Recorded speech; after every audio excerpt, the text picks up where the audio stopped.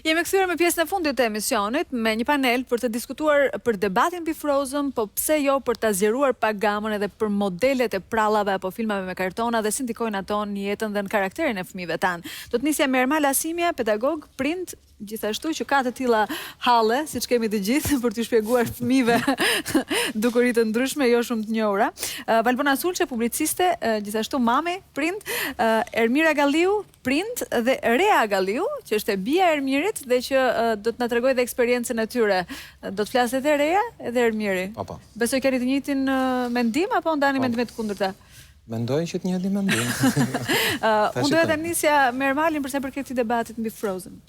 Nuk e di nëse ke ndjekur, por edhe nëse nuk e ke ndjekur, ideja është normale për ty që të puthen dy kukulla vajza të njëjtës gjini në një film për fëmijë që shohin edhe vajza shumë të vogla, fëmijë shumë të vegjël. Le themi që është një lloj përplasje se asnjëherë gjërat janë 100% qarta. Në kokën time është një lloj përplasje midis dy ndikimeve ndryshme. Nga njëra anë një ndikim më konservator, tradicional i çdo prindi që dëshiron që fëmijët jenë sa më normal në thonjza, apo sa më të përshtatshëm me atë çfarë pret shoqëria për tyre. Nga ana tjetër pastaj një lloj prirje për të kuptuar edhe lirinë e njerëzve për ta menaxhuar veten e tyre, të gjithë aspektet e jetës tyre, ashtu siç dëshirojnë. Këtë rasti fëmijëve është çik më delikate, pastaj është përplasja pak më e thellë. Kështu që unë nuk mund të them që kam një përgjigje pro ose kundër për këtë. Një gjë është e sigurt që mbas 10 vjetësh, 15 vjetësh nuk do jemi duke diskutuar këtë lloj problemi, sepse do të jetë plotësisht normale që kudo përfshirën në materialet për fëmijë etj, ndoshta edhe në librat e shkollës do t'i kemi këtë lloj elementesh. Është një lëvizje e pashmangshme e shoqërisë, kështu do vazhdoj. Nëse do ktheheshim 30 vjet, 40 vjet mbrapa, ne do shikojmë që njerëzit, prindrit tanë, për shembull, në atë kohë shumë nga gjërat që për ne janë normale dhe pranuara, në atë kohë kanë qenë do përbënin skandal. Ajo që unë mendoja, gjëja që unë do bëja si prind në radhë parë, dhe po pres momentin edhe vetë për ta bërë, është për t'ju shpjeguar fëmijëve të mi në fakt, se si është e strukturuar bota e sotme, se çfarë zgjedhjesh bën njerëzit, po kaq, pa dhënë gjykime personale mbi atë gjë. Cila është mosha e dur për ta bërë këtë shpjegim? Mosha e dur do ulet gjithmonë më poshtë. Do të thënë, do ulet deri te pika ku nuk do ketë më nevojë që prindrit ta shpjegojnë këtë lloj gjëje, sepse do të jetë fakt i jetës. Nëse fëmia do vi një ditë, supozojmë mas 20 vjetësh, do dali nga dera e shtëpisë dhe apartamenti përballë është një çift që jeton gay, për shembull, atëherë nuk ke çati shpjegosh fëmijës sepse ai do lindi, do ta shikojë që janë dy veta që e kanë familje ndryshe nga familja jote. Derisa të vijë ajo pikë, do duhet t'ju shpjegojmë të gjë, sepse do duhet t'ju shpjegojmë për t'ia treguar ose thosh për ta përgatitur për më tepër për reagimin e shoqërisë në përgjithësi në atë lloj gjëje. Një gjë është e sigurt që ajo gjë që unë dua t'ju mësoj fëmijëve të mi është që ajo se çfarë bëjnë të tjerët me veten e vet është çështje totalisht e atyre dhe as nuk ke të drejtë ti gjykosh, as ti përbuzësh, as ti agresosh, absolutisht asnjë lloj gjëje. Çdo njeri ka të drejtën dhe lirinë e vet ta organizojë jetën e vet ashtu siç do ai. Duhet respektuar ashtu siç ti kërkon respekt për mënyrën tënde të jetës.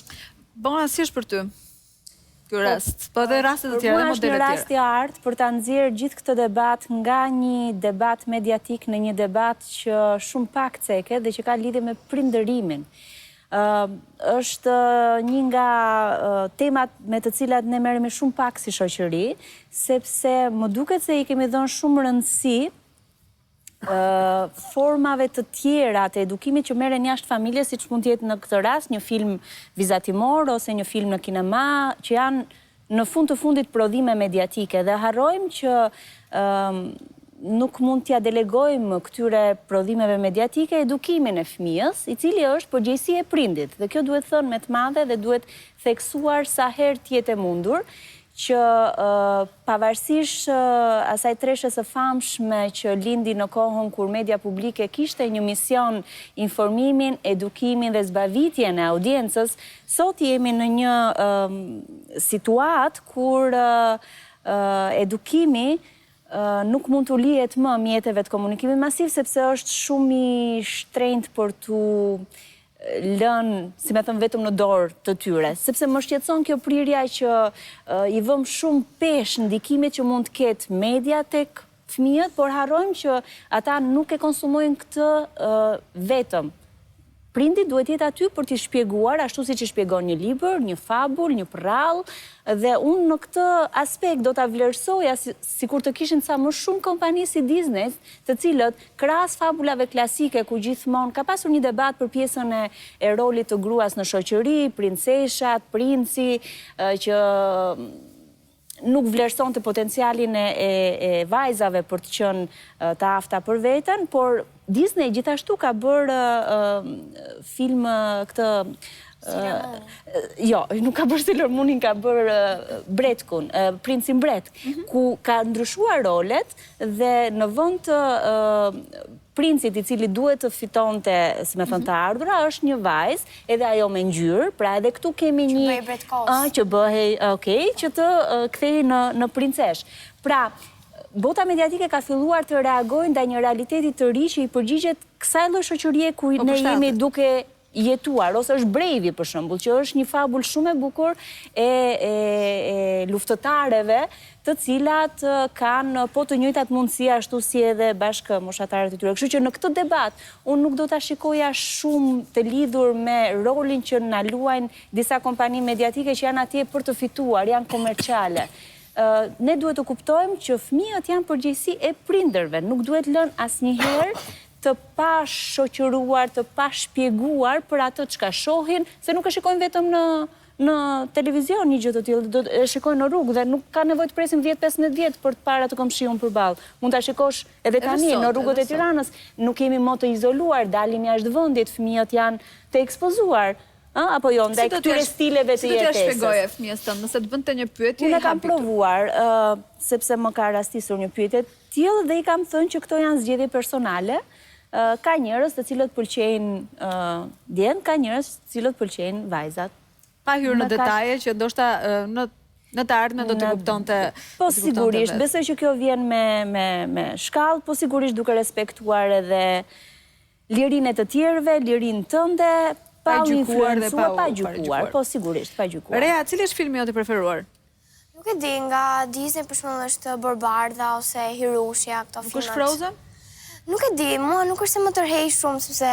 Do është për më të vegjële? është pak për më të vegjële. E ke ndjekur kur ke qenë me vogël? Po, e kam ndjekur, e kam parë, domethënë më ka pëlqyer, po nuk është se është I preferuar I, domethënë që të dua ta shoh shumë. Si veprojnë prindrit me ty? Të kufizojnë në filmat që ti zgjedh të shohësh ose në sekuencat të tyre? Po. Zakonisht po, për shembull, unë tani nuk shoh më Bang Bang ose Truth ose diçka e tillë, po shoh Junior. Edhe ndonjëherë babi thotë të kanë dhënë më shumë liri në fakt, nuk s'kan kufizuar në këtë rast. Po, gjithsesi, mua nuk është se më tërheqin më ato filmat për fëmijë të vegjël ose. Për shembull, djali im është rreth 9 vjeç dhe un kam shqetësim që ai shef Harry Potter. Nuk e di nëse shqetësimi im është... Jo, po pse e ke shqetësim? Është I drejtë? Pse e ke shqetësim? Më duket, nuk e di, film shumë I errët. Varet se si... Varet se si e perceptoj. Vajza ime ka të njëjtin personazh të preferuar, Harry Potter, dhe tani nuk është ke pjesa e filmit, sepse ka mbaruar pjesën e librave të serisë, por çdo simbol që vjen nga ajo fabul është shumë e preferuar, sidomos për adoleshentët. Mua më duket shumë e bukur sepse ka të bëjë me fantazinë, me magjinë, Mua më duket sikur I fut në një botë okulte në fakt, megjithatë.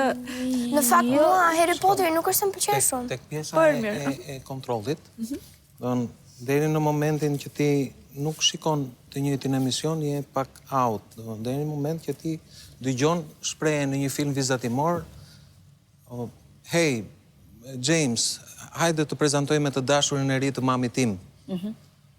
Të dashurin e ri, se presuppozohet domethënë që ky është I ri. Ç'të keq që ka që mami të ketë të dashur. Absolutisht jo, po ndërkohë që është edhe personazhi I babit aty domethënë në këta fëmijët 5-6 vjeç. Unë nuk besoj të rastësia, sa më shumë rritem, aq më shumë nuk besoj të rastësia. Mendoj që edhe pjesa e Frozenit është një rezultat logjik I një përpjekjeve, I financimeve, I lobimeve që bëhen për të arritur këtu. Le të themi rrjedhim logjik ose rastësor, imponohet diçka në gjykimin tim të pak. Të duket imponuese kjo. Patjetër. Nuk besoj se mund të bëhesh homoseksual duke parë një film. Jo, unë mendoj që po. Bëhesh? Po, patjetër. Jo vetëm filmin, po në qoftë se ty të mësojnë që mos të lozësh me automatik, po të lozësh me kukla, marrin Barbin, patjetër që po, në qoftë se ty do të veshin me roz, unë nuk... Absolutisht që e Ja, besoj unë këtu nuk jam dakord. Më duket sikur çunave ju shkon shumë roza, pse të mos e veshin. Patjetër që po, unë besoj që nuk lind homoseksual. Jam plotësisht i bindur. Është një fenomen shoqëror. Për sa kohë ka oscilacionet e veta në shoqëri të ndryshme më të emancipuara, numri i tyre është më i madh. Unë nuk mendoj se holandezët për shembull kanë gjenetikisht një diçka ndryshe nga, po marr ku diun, nga Afganistani. Edhe në Holland përqindja e tyre është po themi 5%, 10%, dhe në Afganistan është 1%. Po e mora si shembull. Janë faktorët shoqëror. Nëse ti krijon kushte optimale për këtë gjë, sigurisht që do lulëzoj. A duhet të lulëzoj? Kjo është pyetja. A duhet të lulëzoj? Ne nuk jemi këtu për ta gjykuar, apo jo? Dakor, pra, jo, por nëse sot që flasim, ekzistojnë kjo ka të bëjë pastaj me të drejtat e njerëzit. Dakor, në rregull, nuk e diskutojmë, po për sa kohë zërat kundër, si zëri im për shembull. E ke ndarë këtë shqetësim edhe me prindërit të tjerë? Ajo që më shqetëson mua është fakti që zërat kundër janë të paorganizuar. Ndërkohë që zërat pro janë më të organizuar. Sigurisht kanë një strategji, kanë një platformë, kanë financime, kanë gjëra e tjera. Prandaj edhe rrjedhimi do jetë mas 15 viteve aty. Sepse zërat kundër janë lënë spontanitetit. Janë lënë familje si një qelizm vete, po të cilat nuk operojnë në bashkëpunim me njëra tjetrën. Ne u përqendruam pak të homoseksualiteti, po ndoshta ka edhe dukuri të tjera me të cilat ne nuk jemi dakord të filmat për fëmijë. Patjetër që po. Po, fjalori. Ka një film konkretisht që mund të ketë vënë në siklet? Një film që e shohin fëmijët aty? Jo, nuk është se më kujtohet në një film veçantë, vetëm gjë është ndoshta duke parë një film të caktuar, më kanë nxitur për të bërë një bisedë ose për të shpjeguar fëmijëve diçka. Në shumë raste është më tepër për të thellu, për të zgjeruar një urit dhe jo domosdoshmërisht për të parandaluar në një lloj rreziku ose problemi. Mua ato çfarë më pëlqejnë për filmin se çdo prind nuk ekziston një televizion, një program, një libër që të pëlqejë. Aq e vërtetë është kjo sa unë nga që nuk gjeja dot libra tamam për fëmijët me një lloj mesazhi të caktuar, ula e ditë kompjuter dhe i ditë. Harxova gjysmën e verës për të shkruar një libër për fëmijë, ku dy personazhe kryesorë janë dy çunat e mi. Dhe shkova në shtyp shkronja, botova librin vetëm me një kopje dhe u dash kaloj vetëm pse, sepse duhet të kishin një libër, jo që t'ja u them unë, se nuk ja thash kush e ka shkruajtur, po zbulon në streca. Kishin një libër në cilin ata kanë me një histori, një fabul, siç i kanë qef fëmijët, në cilin merrin ato mesazhe që unë mendoj që prindët që duhet i marrin. Unë si prind nuk jam i kënaqur me atë çfarë shohin televizor, çfarë mësojnë e tjerë, dhe s'do jem asnjëherë. Nuk jam i kënaqur as me atë që na servirin neve të rriturve, jo më fëmijëve. Kështu që do duhet gjithmonë një lloj pune sqaruese, përforcuese. Përdor filtra? për ta filtra, me thënë vërtetën fëmijët, sot të paktën 2 fëmijët, po besoj është fenomen i përgjithshëm, rrezikun kryesor nuk e kanë nga televizioni, nuk shohin më televizion. Domethënë, atë interesin kryesor e kanë ke tableti, ke interneti, sepse aty e zgjedhin 100% atë që duan. Televizion e hap televizionin dhe ti do shohësh atë që është aty. Pavarësisht se ke shumë më tepër zgjedhje se në kohën tonë. Kështu që sot edhe sado filtra që përse filtrat i përdorim gjithë, edhe në kompjuter kam vënë filtrat për mos u parë disa faqe të caktuara etj. Filtra fjalori e gjitha këto gjëra.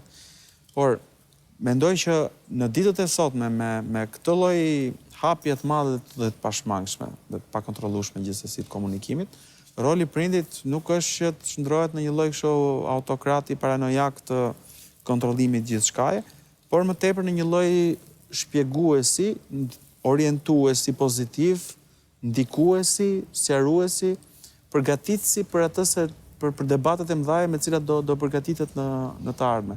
Në prindi mund të përpiqet të përcjell fëmijës disa parime kryesore që ai mendon që janë të vlefshme dhe dobishme, mbi gjitha respektin ndaj tjerëve, respektin, mos agresivitetin etj. Se sa të përpiqet të kontrollojnë çdo gjë, se kjo është absolutisht është e pamundur. Të gjithë e bëjmë, po thjesht duhet pas parasysh që është e pamundur. Aq më tepër në kushtet e Shqipërisë. Për shembull, një nga problemet madhore që ne kemi sot si prindër, po edhe si edukator, ne themi si arsimtar, është pjesa e fjalorit dhe e koncepteve që dalin.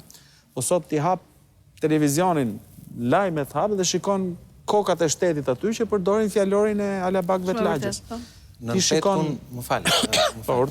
petkun e luftës kundra dhunës, i mësojmë edhe fëmijët, për shembull, që të sillen si vajza. Sepse kjo është patjetër që po, sepse nëse Frozen i nesër do bëhet ashtu, unë jam i bindur që Batmanin do ta shohim në një fshes, duke ose ne jemi rritur me shprehjen a je burti djem në çajin. Unë shpresoj që s'do është gënjer shumë po të shikoni dhe mu duke gatuar ose do të mos pjesë, unë bëj. Ti nuk je figura e Batman. Jo, mirë do të ishte që si rol modë. Po sepse ti krijon disa stereotipe, ti krijon disa modele, dhe ai modeli është modeli maskullor. Modeli maskullor. Ti je për modelet klasike, princesha, princi. Nëse fillojmë të ngatrojmë edhe këto tani, domethënë unë e di që ka gjini maskullore edhe femërore, nëse ne ja lëm, nuk është me zgjedhje kjo drejtë. Princi mbyllur në kull dhe princesha po. Ti krijon këtë modelin. Në rregull, ti nuk mund të krijosh dot, sepse kjo presupozohet që bëhet për të luftuar dhunën ose agresivitetin e meshkujve dhe hajde ti luftojmë që të vegjël, domethënë që ta të bëhen. Nuk është kjo rruga. Kjo bëhet për të qenë barabartë në fakt. Dakor, po nuk është kjo rruga. Kjo krijon unë sërish vazhdoj të mësoj asaj që ne kemi dhënë shumë rëndësi, më shumë se ç'duhet media si edukator të fëmijëve tanë. Nuk duhet kemi kaq shumë frikë nga një film 2, 3, 10, 50. Ndoshta e prania e medias në jetën tonë. Modeli i fëmijës është sipas familjes dhe prindërve. Domethënë, nëse ne kushtojmë po kaq shumë rëndësi komunikimit me fëmijën, se sa i kushtojmë përmbajtjes së filmit që po shikon fëmija, dhe ky debat do kishte vlerë në vitet 60, kur kishim një televizor ke shtëpia, kishim një kompani Disney që bënte filma vizatimor, dhe sot kemi mira dhe prindrit janë sërish në atë dilemën, cilat janë modelet që fëmijët duhet të marrin. Sigurisht që ka një plan jo të shkruar, që fëmija im duhet shikoj këtë film, si që shikonim në orën 6 për shumë, që uleshesh ishte emisioni për fëmijë dhe prallat në radio-televizionin publik.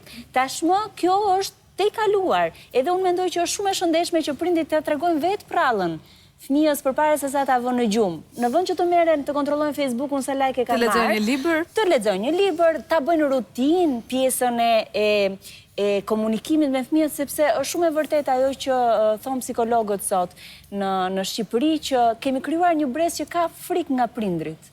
Ka frikë nga mami, ka frikë nga babi, që ti tregoj diçka që del jashtë rutinë. Kjo nuk është e shëndetshme. Më duket se kemi pasur ne më shumë frikë në fakt. Se sa brez. Njësoj është. Unë nuk jam dhe me atë tjetrën që ti jemi shok, sepse prindi ka një pozicion, status të caktuar, të cilin nuk do doja ta ngatroja me shoqërinë, po të gjejmë një të mesme. Është shumë e lehtë ta thuash, është shumë e vështirë ta bësh, por është shumë fitimprurse investimi i kohës cilësore që ti bën me fëmijët. Do doja të përmendja një klasik nga kartona, Tom dhe Jerry, ka dhunë? Po kjo është, edhe ky është debat shumë i vjetër. Edhe ky është debat shumë i vjetër. Mund t'i bëjnë shok ngushtë, çiko vonë domethënë. Është çik vështirë të sanitizojmë gjërat aq thellë, sepse në fundit edhe kur luajmë me fëmijët kur janë të vegjël, edhe ne kemi atë simbolin e dhunës brenda, po. Që askush nuk i bie tjetrit me tigan, edhe të qeshi. Më kupton? Sepse do t'ishin, domethënë, ka disa gjëra që edhe merren si të mirë qëna, pastaj nga ana tjetër, unë nuk besoj që Tomi dhe Jerry vazhdojnë të jenë ende në menun e ushqimit mediatik të... Në fakt. Jo me aq furi sa që kanë qenë në vitet tona. Nuk duhet të harrojmë që unë Borbardhën për shumë e kam parë në kinema, kur kam qenë 15 vjeç. Nuk kam pasur as Disney, por fabulon e asaj që humbi mundësisht atë versionin turk. Edhe gjeti për sigurisht janë shumë të rëndësishme. Çfarë do të ndaloje kategorikisht fëmijën tënd të shihte? Jo, asgjë. Asgjë? Jo. As filmat që mund të kenë dhunë? Po shikoj, fëmija im nuk mund të shikoj filmat që shoh unë. Për fëmijët ka programe të posaçme, të cilat duhet ta kenë në mesin e këtyre programeve. Në qoftë se ato janë programe të prodhuara për fëmijë, ndjekin një kod që shpjegon dhe moshën mendore të atyre që e ndjekin. Po flasim për kompani të cilat kanë standarde profesionale dhe që kanë jetëgjatësi në treg. Nëse flasim për produkte që i merë, nuk e di, nga këto që përdoren vetëm një herë, pastaj është shumë e rëndësishme. Po kjo është një pikë shumë e rëndësishme, sepse kam vënë re që prindrit shqiptar shqetësohen më shumë për ushqimin që i japin fëmijës, sesa për ushqimin shpirtëror që i japin. Ndërkohë që vëmendja duhet jetë e njëjtë, do t'i jepje ti fëmijës tënd një ushqim që i bën keq? Jo. Atëherë pse lë të shikoj një ose të konsumoj një produkt mediatik i cili mund... Pse? Sepse nuk e kohë, sepse nuk e... marketingu. I ke ndaluar Është fëmijët të çështje shohin? marketingu. Të gjithë e dim për shembull që Ato ti që ti mendon se nuk janë mira? Shiko, ato vinë në mënyra të kamufluara, vinë në lloj-lloj variantesh, në lloj-lloj gjëra. Kontrolli duhet jetë, pa diskutim që është e pamundur. Ne dje ishim pardje kur ishim, domethënë, për festën e verës, për ditën e verës ishim shesh, ishim të gjithë bashkë. Marrin fëmijët, dikush i jep një diçka me vizatime, diçka për fëmijë me kartona, diçka e tillë. Paraqitja ishte fantastike, shumë e bukur, e hapi, e lexoje dhe fliste për një temë që nuk ishte e përshtatshme për ishte e moshën. përshtatshme për moshën, patjetër. Kishte të bënte kjo me do të orientimin thotë që fetar. prindët duhet ta shohin. Po e marr si shembull, e mori djali, e pa, kishte kartona, kishte gjëra shumë e bukur. Mora unë, po e lexoja, në brëndësi ishte një diçka që s'kishte lidhje fare me përmbajtja me fëmijët, kupton? Sigurisht që tentohet e fëmijët. Sigurisht që tentohet, domethënë, që t'i shkëpusin nga prindrit duke filluar në radhë parë që te vota. Tendenca është që fëmijët sa më e pa rëndësishme të jetë familja, sa më të pa rëndësishëm të jenë ingranazhet që mbajnë fëmijët lidhur me prindrit, aq më mirë është për faktorët e tjerë. Ai medias, Jo, absolutisht, Qëndroi presioni. Media është mjeti. Qëndroi presioni. Ne jemi aty për t'i rritur fëmijët tanë. Është shumë e pranishme në jetën tonë, media. Pse tentohet gjithmonë tek fëmijët? Tentohet tek fëmijët. Bie sa më shumë bie institucioni familjes, aq më shumë bëhen të pavarur fëmijët, aq më shumë bëhen të ndikueshëm nga faktorët e jashtëm, të cilët kërkojnë ti manipulojnë për qëllimet e tyre ndonjëherë edhe të mira. Nuk po e diskutojmë, po fakti është që na hikin neve nga kontrolli dhe bien. Ju falenderoj që ishit në studion e Pasdite në Top Channel. Ju uroj një fundjavë të mbarë dhe të këndshme, gjithashtu edhe teleshikuesve. Kemi mbritur kështu në fund, do të takojmë sërish të hënën, deri atëherë miru takofshim.